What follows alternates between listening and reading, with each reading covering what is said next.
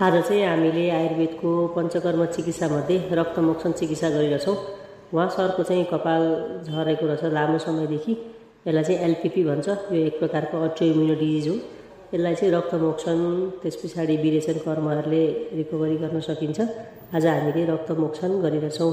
रक्तमोक्षण गर्नाले चाहिँ दूषित रगतहरू सफा हुने, छाला सफा हुने, कपालको जरामा शुद्ध रगत जाने गर्छ। जसले गर्दाखेरि चाहिँ अक्सिजेनेटेड ब्लड जान्छ, अक्सिजनयुक्त, जसमा चाहिँ न्युट्रिसनहरू सप्लाई हुन्छ।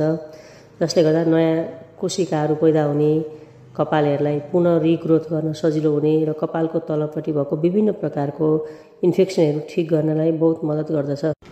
आज चाहिँ हामीले आयुर्वेदको पञ्चकर्म चिकित्सामध्ये रक्तमोक्षण चिकित्सा गरिरहेछौँ।